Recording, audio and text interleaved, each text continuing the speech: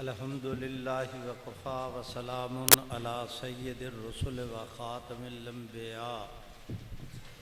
وعلی آلہ واصحابہ الذین هم خلاصۃ العرب العربا وخیر الخلائق بعد الانبیاء اما بعد اللہم صلی علی سیدنا محمد عبدک ورسولک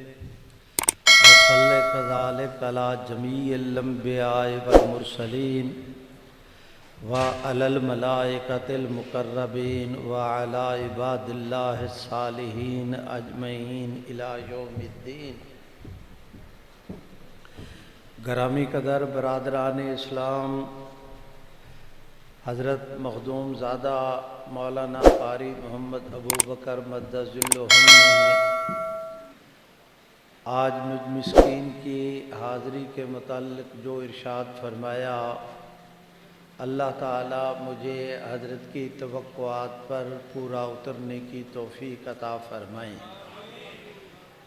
میرے بھائیوں، پچھلے دنوں ہمارے ملک عزیز کے اندر ایک واقعہ ہوا، وہ کرنٹ ایشو کے طور پر اس نے ملک کے اندر بڑی پذیرائی حاصل کی۔ آج کی مجلس میں اس کی تفصیلات سے متعلق چند باتیں آپ دوستوں کی خدمت میں عرض کرتا ہوں۔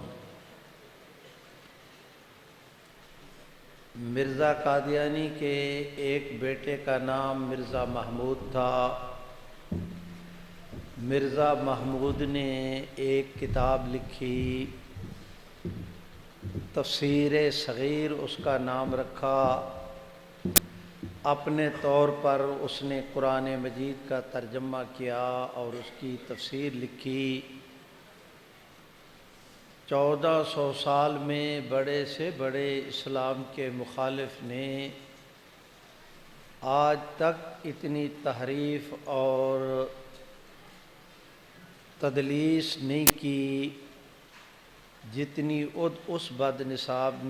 نصیب نے صرف اس ایک کتاب کے اندر کر دی۔ مرزا قادیانی کو اس نے نبی کہا۔ قرآن مجید کی آیات سے مرزا قادیانی کی نبوت کو ثابت کرنے کے لیے اس نے دجل کیا۔ مرزا قادیانی کو نبی کہا، مسیح کہا، مہدی کہا، نجات دہندہ کہا۔ میرے بھائیوں، ساری امت کو کافر کہا، خود کو مسلمان کہا، اور یہ ساری الٹی پلٹی باتیں اس نے معاذ اللہ قرآن مجید کے ترجمے میں اپنے طور پر تحریف کر کے سمو دی۔ آپ حضرات کی دینی قیادت نے احتجاج کیا، اور یہ آج سے ربع صدی پہلے سے بھی پہلے کی بات ہے کہ قادیانیوں کی اس تفسیر کے اوپر پابندی لگی۔ دیگر باتیں بھی اس کے اندر ایسی تھیں کہ امتناع قادیانیت آرڈیننس کی بھی اس سے خلاف ورزی لازم آتی تھی۔ پنجاب کے قرآن بورڈ نے سفارش کی، وہ علماء بورڈ کے اندر آئی،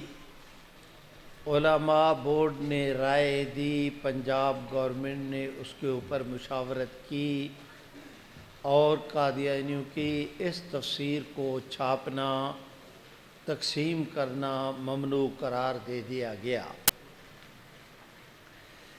میرے بھائیوں، میں درخواست کرتا ہوں،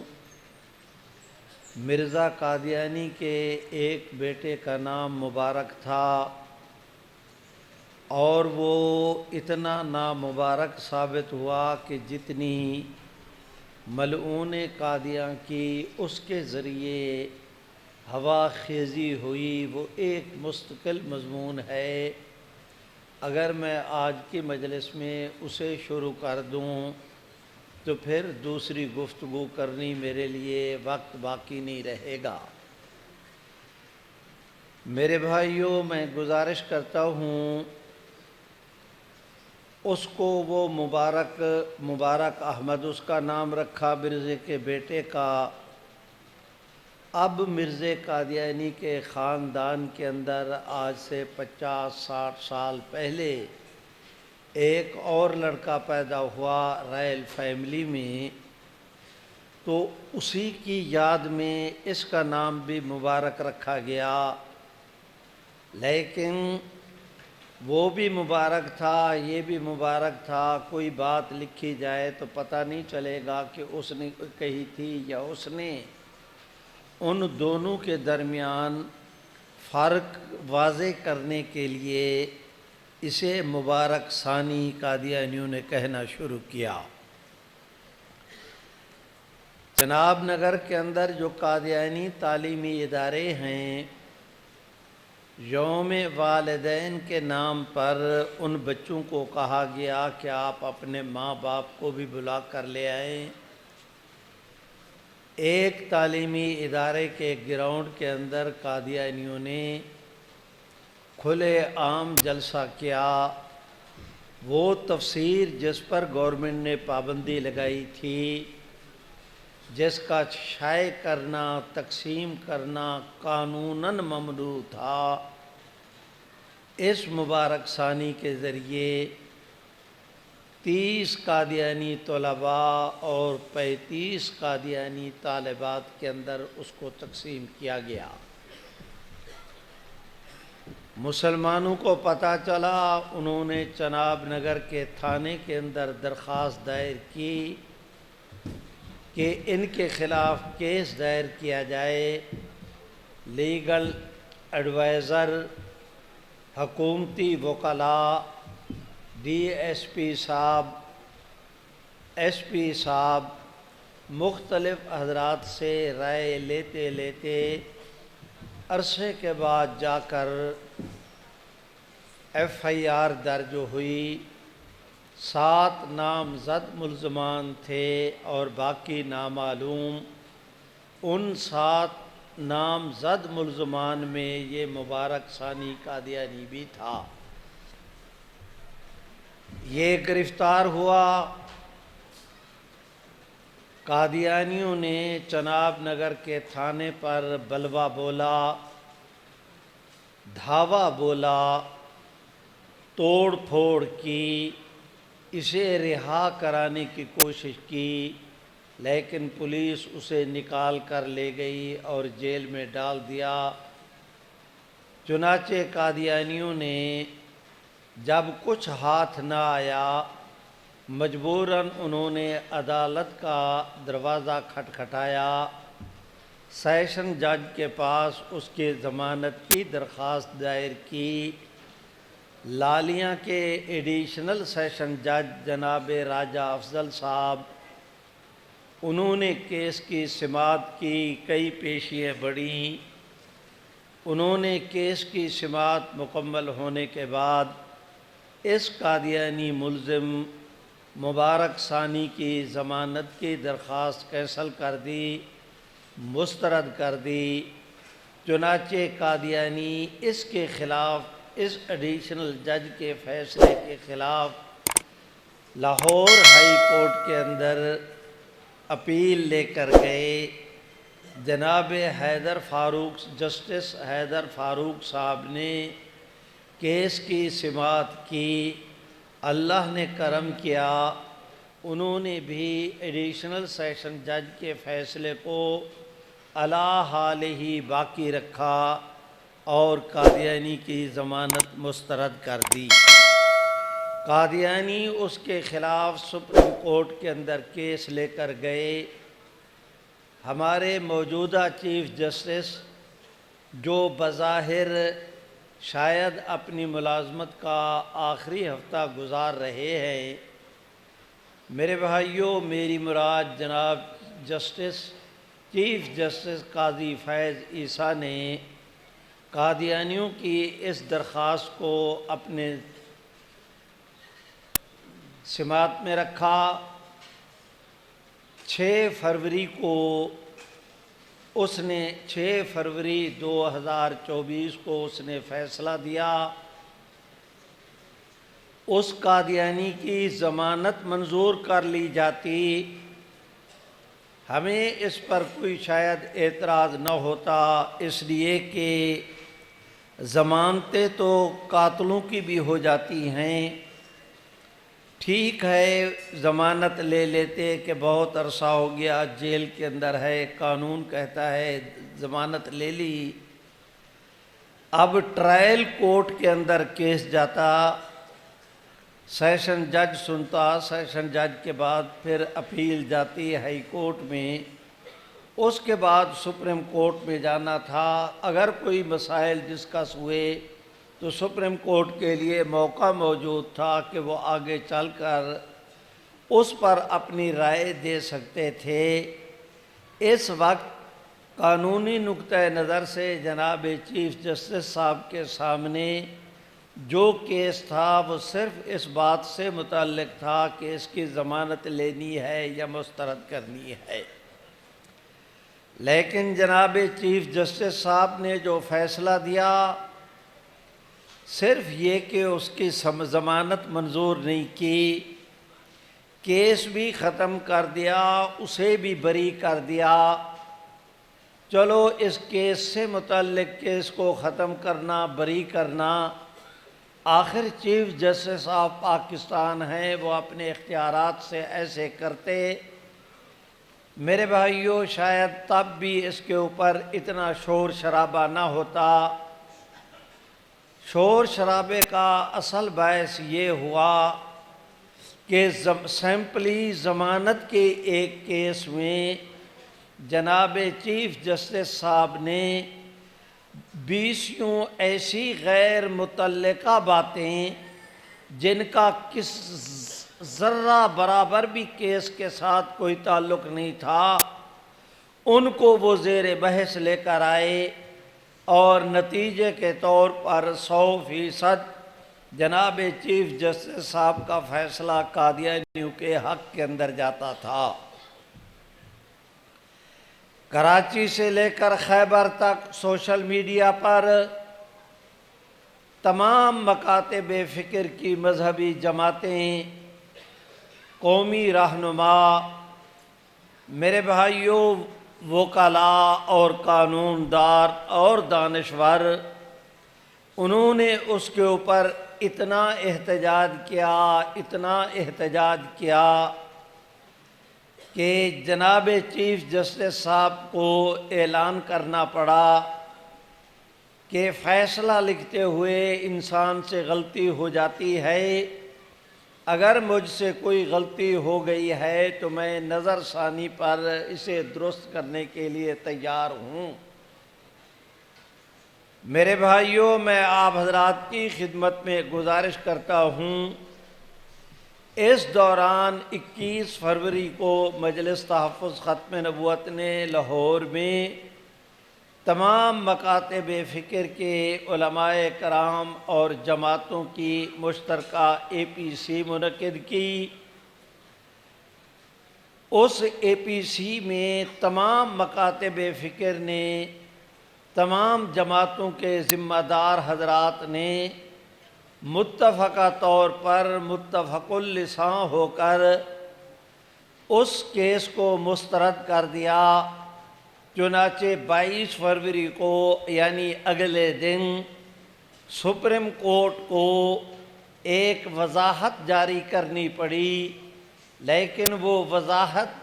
اور جو فیصلہ دیا تھا ان دونوں کے اندر زمین اور آسمان کا فرق تھا، سفیدی اور کالک کا فرق تھا، میرے بھائیوں، دن اور رات کا فرق تھا، مشرق اور مغرب کا فرق تھا۔ اس وضاحت کے اندر سپریم کورٹ نے کچھ اور کہا، فیصلہ کچھ اور کہتا تھا، چنانچہ ان کی مصلحتاً غلط ایک وضاحت آنے کے بعد، چونکہ وضاحت کی قانون کے اندر کوئی حیثیت نہیں، فیصلے کی حیثیت ہے، اس نے اس متنازع امر کو اور متنازع کر دیا، سارے ملک نے اس پر احتجاج کرنا شروع کیا اور وہ احتجاج کئی ہفتوں پر رہا۔ میں آپ حضرات کی خدمت میں درخواست کرتا ہوں، چیف جسٹس صاحب نے پیشکش کی کہ نظر ثانی کی درخواست دائر کی جائے۔ جو کیس کے مدعی تھے انہوں نے علل اعلان کہہ دیا کہ میں نظر ثانی کی درخواست دائر کرنے کے لیے تیار نہیں، اس لیے کہ اس آدمی پر مجھے اعتبار نہیں، اس نے غلط فیصلہ دیا ہے۔ نظر ثانی کا کیس بھی اگر اسی نے سننا ہے تو اس پر مجھے اعتبار نہیں اور میں نظر ثانی کی درخواست دائر نہیں کرتا۔ قانون یہ کہتا ہے کہ اگر مدعی نظر ثانی کی درخواست دائر نہ کرے، گورنمنٹ چاہے وہ نظر ثانی کی درخواست دائر کر سکتی ہے۔ ان دنوں آپ حضرات جانتے ہیں میں نے درخواست کی،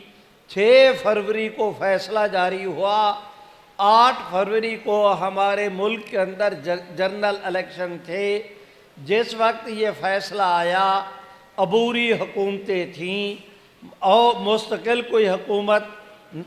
انتخابات کے نتیجے میں وجود کے اندر نہیں آئی تھی۔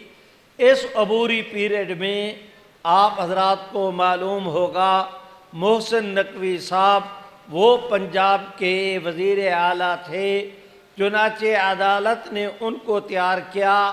ان کے کہنے پر یہ تیار ہوئے، پنجاب گورنمنٹ کو میدان کے اندر لایا گیا، انہوں نے نظر ثانی کی درخواست دائر کی۔ انہوں نے نظر ثانی کی درخواست پر 3 رکنی بینچ بنایا کہ اب اکیلے چیف جسٹس صاحب کیس نہیں سنیں گے، ان کی سربراہی میں ان کے دائیں بائیں 2 سپریم کورٹ کے اور جج صاحبان، وہ بھی اس کیس کے اس بینچ میں 6 رکنی بینچ ہوگا، وہ بھی اس کے رکن ہوں گے، فلاں دن کیس کی سماعت کی جائے گی۔ میرے بھائیوں میں گزارش کرتا ہوں کہ اس کی جس وقت سماعت ہوئی پہلی پیشی پر یہ طے ہونا تھا کہ یہ نظر ثانی کی درخواست سماعت کے قابل بھی ہے یا نہیں، اسے قبول کرتی ہے عدالت یا مسترد کرتی ہے۔ آج کے دن اتنی کارروائی ہونی تھی، لیکن اس کارروائی کے دوران جناب چیف جسٹس کی سربراہی میں 6 رکنی سپریم کورٹ کے بینچ عدالت نمبر 1 نے برادران اسلام یہ فیصلہ کر دیا کہ 2 دیوبندی حضرات، 2 دیوبندی ادارے، 2 بریلوی ادارے، 2 شیعہ ادارے، 1 اہل حدیث ادارہ، 1 غامدی صاحب کا ادارہ اور 1 جو ہے وہ ڈاکٹر اسرار صاحب کی قرآن اکیڈمی، 1 اسلامی نظریاتی کونسل، یہ 10 ادارے ہیں۔ ان اداروں سے رائے مانگی جائے، پتہ کیا جائے اس بات کا کہ یہ سارے ادارے کیا ارشاد فرماتے ہیں کہ سپریم کورٹ کا یہ فیصلہ صحیح ہے یا غلط۔ میرے بھائیوں، جس وقت انہوں نے آج پہلی پیشی پر اس نظر ثانی کی سماعت کرتے ہوئے اس کو سماعت کے لیے کے قابل تو قرار دیا، سماعت تو منظور کر لی، لیکن یہ جو 10 اداروں سے رائے مانگی گئی ہمارا ماتھا ٹھنکا، ہم پریشان ہوئے، ہمیں خدشہ تھا اس بات کا کہ 10 آدمیوں سے رائے مانگی گئی، انہوں نے تحریری رائے دینی ہے، اپنا رائے دیتے وقت ایک ہی مسئلے پر 10 آدمی رائے دینے لگیں، کسی کے الفاظ کچھ ہوں گے، کسی کے الفاظ کچھ ہوں گے، تعبیرات کا بھی فرق ہو سکتا ہے۔ عدالت اسی فرق کو،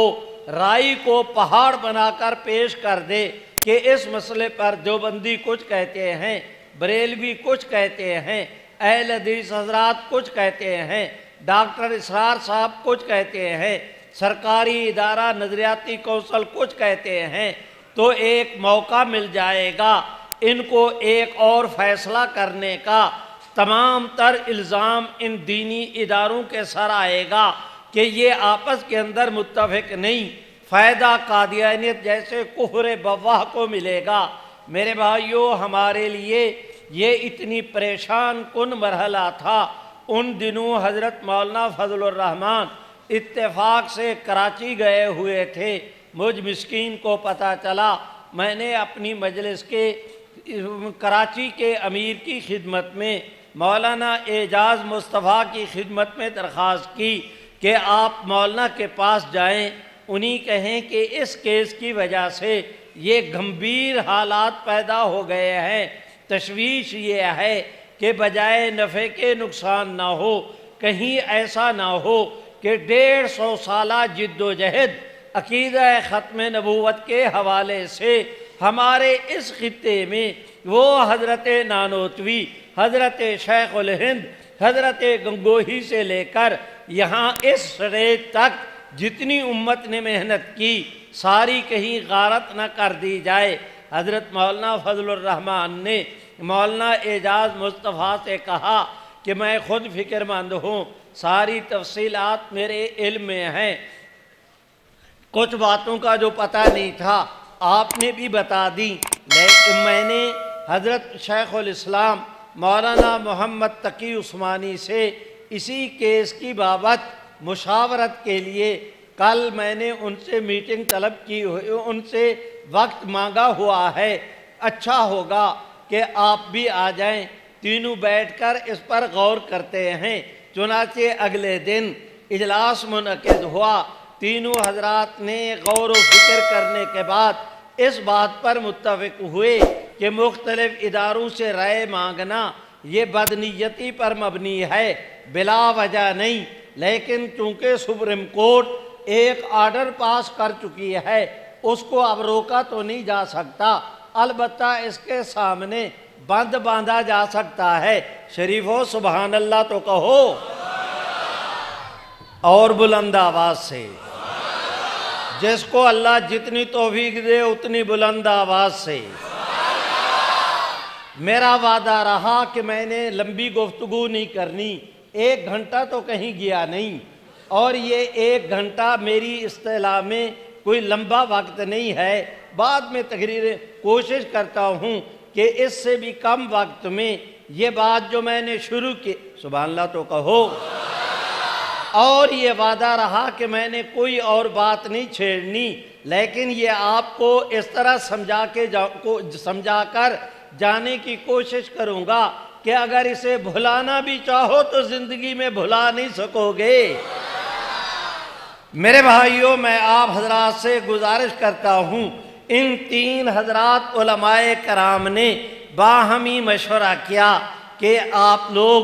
حضرت مولانا محمد تقی عثمانی اکیلے یہ جواب لکھیں، قرآن کی روشنی میں، سنت کی روشنی میں، یہ جو ہے وہ اپنا موجودہ قوانین کی روشنی میں عدالت نے جو سوال قائم کیے اس کا یہ جواب لکھیں۔ اس کے بعد کوشش کریں دیوبندی علماء بھی اس پر دستخط کر دیں، بریلوی بھی اس کے اوپر دستخط کر دیں، اہل حدیث بھی اس کے اوپر دستخط کر دیں، شیعہ مکتب فکر جنہیں سپریم کورٹ نے کہا ان کے بھی دستخط لینے کی کوشش کی جائے، نظریاتی کونسل کو بھی کہیں۔ میرے بھائیوں، وہ اختلاف کی وہ مختلف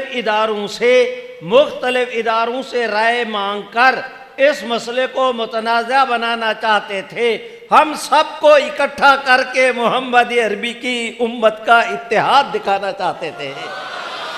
اللہ رب العزت نے صوفی تو بیٹھ جا۔ میرے بھائیوں، میں آپ حضرات سے درخواست کرتا ہوں، حضرت مولانا محمد تقی عثمانی مدہ ذلہم نے وعدہ کیا کہ میں اس کا جواب بھی لکھوں گا، تمام مکاتب فکر سے جو مدارس ہیں، یہ تنظیمات مدارس عربیہ، اس کے اندر تمام مکاتب فکر شامل ہیں، میں ان کے دستخط بھی کراؤں گا۔ قصہ کوتا مولانا نے اس کا جواب لکھا۔ بھائیوں، مولانا مفتی منیب الرحمان بریلوی مکتب فکر کے آنکھیں بند کر، سبحان اللہ تو کہو، انہوں نے بھی اس کے اوپر دستخط کر دیے۔ اہل حدیث مکتب فکر کے کا جامعہ سلفیہ ہے فیصل آباد میں، انہوں نے بھی اس کے اوپر مولانا یاسین ظفر انہوں نے اس پر دستخط کر دیے۔ وہ ڈاکٹر اسرار صاحب کی قرآن اکیڈمی کے جو ڈائریکٹر ہیں انہوں نے بھی اس کے اوپر دستخط کر دیے۔ ہمارا ادارہ ہے ایک فیصل آباد میں جامعہ اسلامیہ، انہوں نے بھی اس پر دستخط کر دیے۔ وہ جو 10 اداروں سے رائے مانگی تھی ان میں سے 5 اداروں نے ایک ہی جواب پر دستخط کر دیے۔ میرے بھائیوں، میں آپ حضرات سے درخواست کرتا ہوں، شیعہ حضرات کو کہا گیا، انہوں نے کہا کہ آپ ہمیں پہلے کہتے ہم اس کی پابندی کرتے، لیکن اب تو ہم جواب لکھ چکے، ہمارے لیے مشکل یہ ہے کہ ہم نے اپنا جواب جمع کرانا ہے۔ البتہ مولانا محمد تقی عثمانی کا ایک عروۃ الوثقیٰ ہے، شیعہ حضرات کا ایک ان کا ادارہ ہے جامعہ المنتظر، ہم نے وہاں پر میرے اوپر پابندی نہ لگا دینی کہ یہ مولوی صاحب شیعوں کے ہاں جاتا ہے، میں نہیں گیا۔ وہ جو تھا کیا کہتے ہیں صوفی دروں کے بیٹھے اگے ہو شریفہ اگے ہو نا، کوئی ایک آدمی چھیڑ چھاڑ واسطے چاہیے بابا۔ میرے بھائیوں، وہ جو اس کیس کا مدعی تھا، بات بڑا سنجیدہ ہے، میں آپ حضرات کی خدمت کرنا چاہتا ہوں۔ جس نقطۂ نظر سے میں نے اس کیس کو شروع کیا، چنانچہ ہم نے مدعی کو بھیجا، اور وہ مدعی شیعہ حضرات کے جامعہ المنتظر میں بھی گیا، اور وہ ان کے عروۃ الوثقیٰ میں بھی گیا، اور جا کر ان سے کہا کہ آپ بھی اس متفقہ تحریر پر دستخط کر دیں۔ انہوں نے کہا ہم لوگ جواب لکھ چکے ہیں، ہاں ابھی تک ہم نے عدالت کو بھجوایا نہیں، آپ مولانا تقی عثمانی والا جواب ہمیں مہیا کر دیں۔ وعدہ رہا کہ ہمارا ایک لفظ مولانا تقی عثمانی کے فیصلے کے خلاف نہیں ہوگا۔ میرے بھائی حضرت مجھے اجازت دے دیں، میرے بھائیوں، میں آپ حضرات سے درخواست کرتا ہوں۔ اس کے بعد جامعہ غوثیہ ہے، جامعہ محمدیہ بھیرا شریف میں پیر کرم شاہ صاحب کا، انہوں نے بھی بیان جمع کرانا تھا، نظریاتی کوثل نے بھی، باقی وکلاء نے بھی، غرض ہے کہ ہم ایک ایک کے دروازے پر گئے اور ان کو جا کر کہا، جنہوں نے مانگا ان کو مولانا تقی عثمانی والا لکھا لکھایا جواب بھی ہم نے ان کی خدمت میں پیش کیا، محض اس لیے کہ اتفاق رائے آنا چاہیے۔ بھائیوں، عدالت نے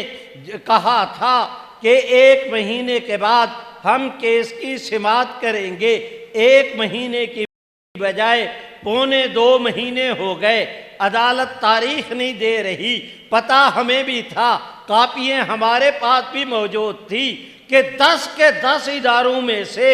ایک ادارے نے بھی یہ نہیں کہا کہ سپریم کورٹ کا فیصلہ صحیح ہے، سب کا اتفاق تھا کہ اس نے اس فیصلے کے اندر جعل سازی کیا ہے۔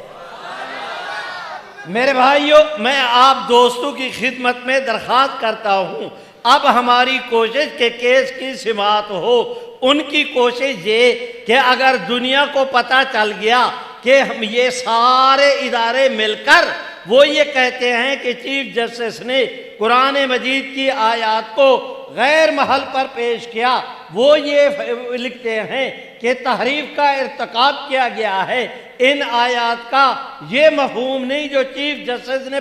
کیا، چیف جسٹس نے مفہوم بیان کیا، اس کے علم کی کلی بھی کھل جائے گی۔ حالات ایسے ہوئے، اب وہ کیس کی سماعت کے نام نہیں لے رہے۔ ہماری کوشش تھی، اللہ رب العزت نے آپ حضرات کی مسکین جماعت مجلس تحفظ ختم نبوت کو توفیق بخشی، ہم نے چیف جسٹس کے نام کھلا خط لکھا، اتنا بڑا کھلا خط 4 صفحات کا، اس میں 12 وجوہ بیان کی کہ آپ پابند ہیں کہ اس کیس کی سماعت شروع کریں، فیصلہ دیں، ورنہ اضطراب بڑھے گا۔ میرے بھائیوں، میں گزارش کرتا ہوں، وکلاء کرام کا ایک اجلاس ہو رہا تھا، ہم نے اس کی ہزاروں کا سبحان اللہ تو کہو، ہزاروں کاپیاں چھپوا کر سارے ملک کے جتنے ڈسٹرکٹ کورٹ تھے، جتنے ہائی کورٹ تھے، جتنے سپریم کورٹ تھے، جگہ جگہ عدالت میں 50,000 کے لگ بھگ وہ کاپیاں وکلا کے اندر تسلیم کی۔ جس نے پڑھا مارے حیرت کے ششدر رہ گیا۔ پورے ملک کے اندر ایک ایسا ماحول بنا۔ میرے بھائیوں، میں درخواست کرتا ہوں، مجھے اس مجلس کا بھی معلوم ہے، 5 7 10 وکیل ایک مجلس میں بیٹھے تھے۔ ایک وکیل نے کہا کہ یہ مجلس والے حضرات نے خط چھاپا ہے سپریم کورٹ کے چیف جسٹس کے نام، اس کا لب و لہجہ دیکھو، اس کا طرز استدلال دیکھو، آپ اپنی رائے دیں کہ قانونی طور پر عدالت کو اس طرح کا خط ایک دینی ادارہ لکھ سکتا ہے یا نہیں؟ میرے بھائیوں، دوسرے وکیل نے جو یہ خط پڑھ چکا تھا، اس نے اس وکیل کو کہا کہ تم اسے قانون کے نقطۂ نظر سے نہ دیکھو، محمد عربی کی غلامی کے نقطۂ نظر سے دیکھو کہ تمام تر مصلحتوں کے بالا طاق ہو کر جو ہونا ہے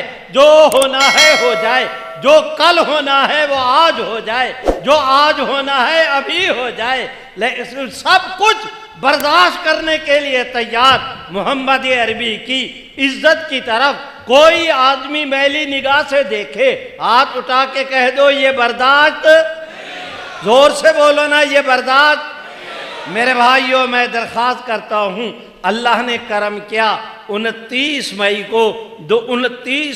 2024 کو کیس کی سماعت شروع ہوئی۔ آپ حضرات کے اسلام آباد میں تمام تر دینی اداروں کے سربراہان، جماعتوں کے نمائندگان بھی موجود تھے۔ میں کسی کی روایت نہیں بیان کر رہا، آنکھوں دیکھا حال بیان کر رہا ہوں۔ میں بھی موجود تھا، وکلا بھی موجود تھے،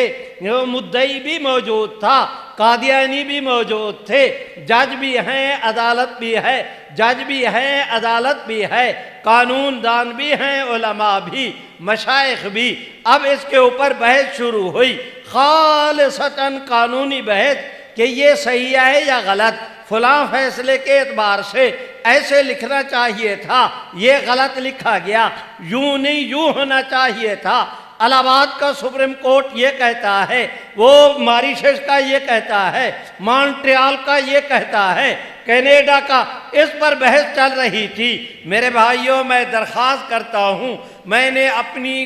آنکھوں کے ساتھ وہاں عدالت میں 1400 سال کے بعد حضور علیہ السلام کی ختم نبوت کے اعجاز کو اپنی ان آنکھوں کے ساتھ دیکھا ہے۔ ہوا یہ کہ ادھر سماعت ہو رہی ہے، ایک وکیل کھڑا ہے، اب اس کا کوئی ڈیمانڈ نہیں، اس کا کوئی مطالبہ نہیں، نہ ایسا ماحول، نہ کوئی اس پر بحث چل رہی ہے۔ پتہ نہیں کیا ہوا کہ اس طرف جو جسٹس صاحب بیٹھے تھے، افغان صاحب، اس بندہ خدا نے اپنی عدالت کا سپیکر، سبحان اللہ تو کہو، سپیکر آن کیا، زور کے ساتھ اس نے کلمہ طیبہ پڑھا، در و دیوار گونج اٹھے۔ میرے بھائیوں، پھر اس نے کلمہ شہادت پڑھا، جس نے سنا حیران رہ گیا کہ یہ موقع نہیں، جج صاحب کو کیا ہو گیا، لیکن اس نے اس کے اوپر بھی بحث نہیں کی۔ میرے بھائیوں، کبھی ہم عدالت کے در و دیوار کو دیکھیں، کبھی ہم ان کی اینٹوں کو دیکھیں، کبھی اس کے ماحول کو دیکھیں، پوری عدالت گونج رہی تھی حضور کے نام سے، کلمہ طیبہ اپنا شہادتین کا انہوں نے اس ذوق کے ساتھ میرے بھائیوں اعلان کیا۔ میں دیکھتا ہوں اس پر بحث نہیں کی، آگے اس نے سامعین کی طرف، حاضرین کی طرف، عدالت میں موجود حضرات کی طرف متوجہ ہو کر اس نے کہا کہ گواہ رہو، حضور آخری نبی ہیں، آپ کے بعد جو نبوت کا دعویٰ کرے وہ اور اس کے ماننے والے کافر ہیں۔ میرے بھائیوں، میں درخواست کرتا ہوں، عدالت کو پتہ نہیں کس چیز پر ان کو اپنی طاقت پہ ناز ہوگا، ہمیں محمد عربی کی غلامی پہ ناز تھا۔ اللہ نے ایسا ماحول قائم کیا، اب جج نے اس پر بھی سبحان اللہ تو کہو،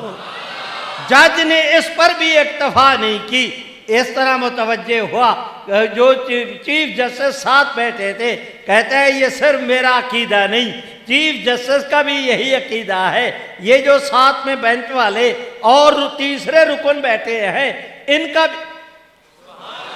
زور سے یار کیا بدذوقی کرتے، صوفی کو کہو بیٹھ جائے، عقل مند اوے بیٹھ جا گونگلو۔ میرے بھائیوں میں آپ حضرات سے درخواست کرتا ہوں کہ اس کے بعد جب یہ کہا کہ چیف جسٹس کا بھی سبحان اللہ، جب کہا کہ چیف جسٹس کا بھی یہی عقیدہ ہے، جب کہا کہ دوسرے جج کا بھی یہی عقیدہ ہے، اب وہ خاموش ہوا۔ چیف جسٹس نے سپیکر کھولا، اس نے کہا ہاں بھائی یہ صحیح کہتے ہیں، میرا بھی یہی عقیدہ ہے، حضور آخری نبی ہیں، آپ کے بعد جو نبوت کا دعویٰ کرے وہ اور اس کے ماننے والے کافر ہیں۔ اس کا اعلان ختم نہیں ہوا کہ تیسرا بولا۔ میرے بھائیوں ہم نے یہ منظر اپنی آنکھوں کے سامنے دیکھے، اب کیس کی سماعت مکمل ہو گئی، اعلان کر دیا گیا کہ فیصلہ محفوظ ہے، سنا دیا جائے گا۔ وہ مئی کا مہینہ تو خیر گزر چکا تھا، 29 مئی تھی، جون کا مہینہ گزرا، جولائی کا گزر گیا، پونے 2 مہینے تک صبر آزما مراحل سے ہمیں گزرنا پڑا، لیکن میرے بھائیوں ہم اللہ کے فضل و کرم سے آرام سے نہیں بیٹھے، برابر اپنی جد و جہد کو جاری رکھا۔ اللہ نے کرم کیا، عدالت کا فیصلہ آیا 24 جولائی کو۔ وہ فیصلہ پہلے فیصلے کی نسبت بہت ساری اس کے اندر تصحیحات کر دی گئیں، لیکن وہ جو عدالت پر یہ سٹ پڑی تھی کہ سارے اداروں نے کہہ دیا کہ چیف جسٹس کا فیصلہ غلط ہے، تل ملاتے رہے، بعض جملے ایسے آ گئے جو قابل قبول نہیں تھے، امت ایک بار پھر حضور کی ختم نبوت کے لیے میدان میں آ گئی۔ اس پر پھر احتجاج شروع ہو گیا، لیکن اب مشکل یہ پیش آئی کہ کسی بھی کیس پر قانونی طور پر ایک دفعہ نظر ثانی ہو سکتی ہے، وہ نظر ثانی تو ہو چکی، اب تو نظر ثانی کا مرحلہ چانس بھی ختم ہو گیا۔ میرے بھائیوں اب وہ کیس کو قانون دان حضرات نے کہا کہ اس کے اندر یہ نقص ہے، اس کے اندر یہ نقص ہے، یہ بات غلط ہے، یہ بات غلط ہے۔ کو میدان میں آئے قانون دان، علماء نے اپنے علم کے ذریعے، قانون دان حضرات نے اپنی وکالت کے قانون کے ذریعے، برابر کھڑی ہے امت رحمت عالم کی، ختم نبوت کے ترانے صبح و شام گونجے جا رہے ہیں، پورے ملک کے اندر ایک تحریک۔ میرے بھائیوں میں درخواست کرتا ہوں اب اس پر اس کیس میں جو غلطی ہو گئی اس کی تصحیح ہونی چاہیے، لیکن چانس موجود نہیں کہ اس پر کوئی نظر ثانی نہیں ہو سکتی۔ بھائیوں میں آپ حضرات سے گزارش کرتا ہوں، 1881 کا ایک قانون نکالا گیا کہ کوئی ایسا فیصلہ نظر ثانی میں بھی اگر اس میں کوئی غلطیاں رہ جائیں دوسری بار نظر ثانی تو نہیں ہو سکتی، لیکن اگر پارلیمنٹ کہے کہ اس کے اندر تصحیح کرو، اگر اس کے اندر گورنمنٹ کہے، وفاقی گورنمنٹ کہے کہ اس کے اندر تصحیح کرو تو عدالت پابند ہوگی تصحیح کرنے کی۔ میرے بھائیوں اللہ نے کرم کیا، پہلے ساری پبلک دن رات کر کے حضور کی ختم نبوت کے ترانے گا رہی تھی، اب ہم نے دیکھا وہ دیکھو سامنے وفاقی گورنمنٹ بھی آئی میدان کے اندر، پارلیمنٹ بھی آئی، قومی اسمبلی بھی بولے، میرے بھائیوں وہ سینٹ والے حضرات بھی بولے، اور انہوں نے اپنی تقاریر میں کہا پاکستان پیپل پارٹی کے جاگ رہے ہو، پاکستان پیپل پارٹی کے ممبر قومی اسمبلی کراچی سے اب جناب عبدالقادر پٹیل، اس نے کہا کہ یہ فیصلہ بدنیتی پر مبنی ہے، حضور سرور کائنات غیر مشروط طور پر خاتم النبیین ہیں، آپ کے بعد جو سبحان اللہ تو کہا۔ میرے بھائیوں مولانا عبدالغفور حیدری نے کہا کہ چیف جسٹس کے فیصلے کو ہم جوتے کی نوک پہ رکھتے ہیں۔ وہ دیکھو لیگ والے بھی، عباسی صاحب بھی بولے، وہ دیکھو میرے بھائیوں اور جماعتیں بھی بولی۔ اللہ تعالیٰ نے ایسا کرم کیا کہ اس کے لیے باقاعدہ طور پر وہ پارلیمنٹ نے علیحدہ، انہوں نے بھی قرارداد کی، سینٹ نے بھی قرارداد کی، ایک تجویز آئی کہ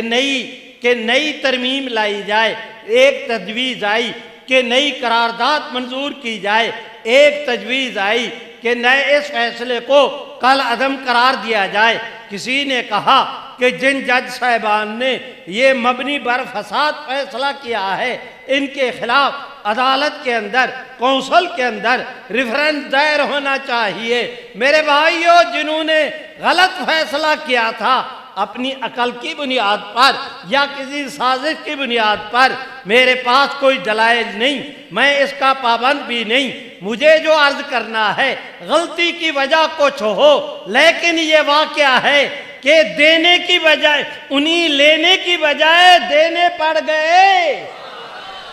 میرے بھائیوں، میں آپ حضرات سے گزارش کرتا ہوں، اب گورنمنٹ وہ فریق بنی، انہوں نے درخواست دائر کی، 6 رکنی بینچ نے دوبارہ کہا کہ ہم اس کی سماعت کرنے کے لیے تیار۔ دنیا نے دیکھا 22 اگست کو حضرت مولانا فضل الرحمان بھی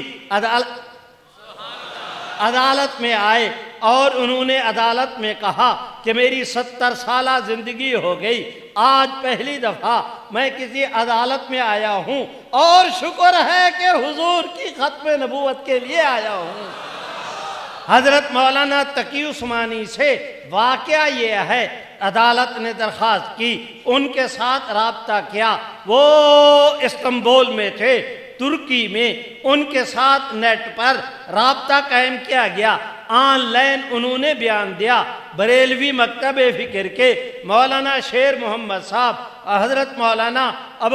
ڈاکٹر ابوالخیر محمد زبیر، جماعت اسلامی کے ڈاکٹر عطا الرحمان غرضے کے مختلف حضرات نے بیانات دیے۔ اس بیان کے دوران چیف جسٹس صاحب نے